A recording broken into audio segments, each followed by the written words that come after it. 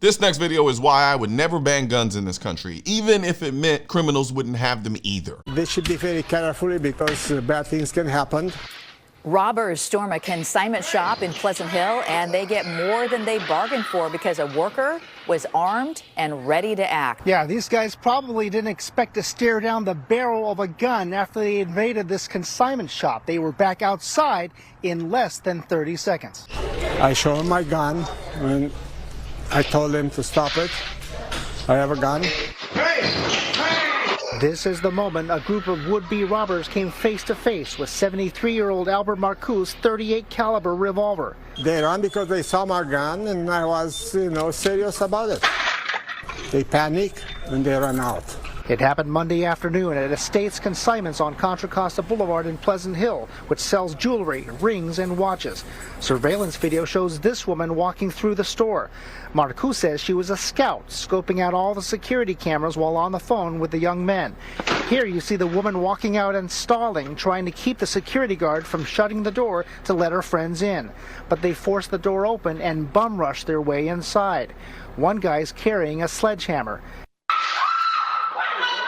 After a worker screams, Marcoux makes his way to the jewelry section, as do the intruders. Marcoux then pulls out his gun.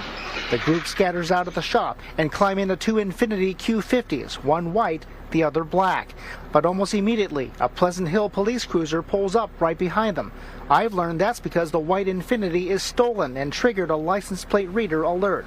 Despite the quick police response, those Infinitis took off and the intruders escaped. Marcoux says perhaps with their lives. If they threaten my life or my life of the employees, I would use the gun, 100%. He says he keeps his revolver on him inside the store because of recent similar incidents. You see, I applaud this man for taking the initiative and getting a firearm so that he can protect his store and his store employees. I just wish a lot of you who are watching this video would take the same type of initiative when it comes to protecting your hearing when you go to the shooting range.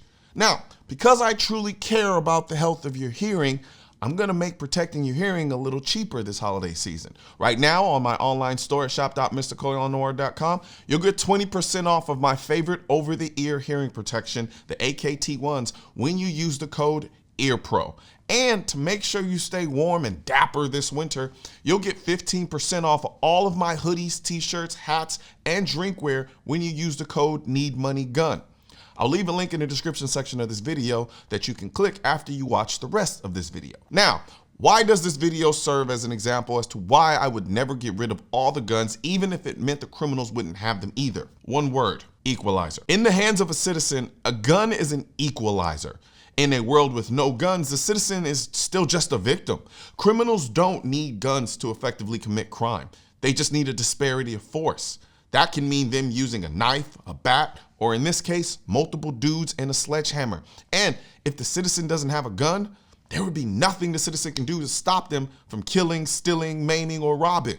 But when the citizen does have a gun, things become equal real quick. And in this case, it gave the citizen a huge advantage. And the thing is, it's not like he pulled out an AR. He had a little .38 revolver, and that was enough to send these boo-boo the fools running. Because as the saying goes, ain't no fun when the rabbit got the gun. Keep in mind, the cops got there pretty damn fast, but it was only because they were in a stolen car, and that stolen car got picked up on a license plate reader. The store owner was his own first responder. Now that the Supreme Court has forced states like California to give their citizens CCW permits, you're now going to start seeing a lot more of these type of videos. For the longest time, the criminals of California have had a free-for-all because no one was carrying a firearm, because California made it exceedingly hard to get a concealed carry permit. I believe things, though, are about to start changing, because when it's all said and done, the only person responsible for your safety is you. And more people in California are starting to realize that. More and more people are starting to realize, I can't exactly depend on the government to keep me safe.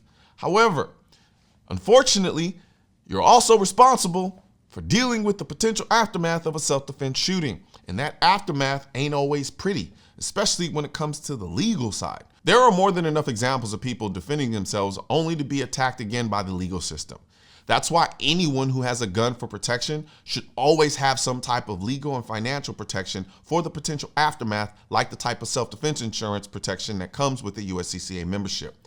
I work with the USCCA and I'm a member because I believe they are the most comprehensive self-defense membership on the market. So if you want to learn more about a USCCA membership, I'll put a link in the description section next to the link for my holiday sale. But before you head over, be sure to like this video, share this video, leave a comment about your thoughts on the video, and then subscribe to the channel. And don't forget to click the bell symbol so that you get notified about my next video.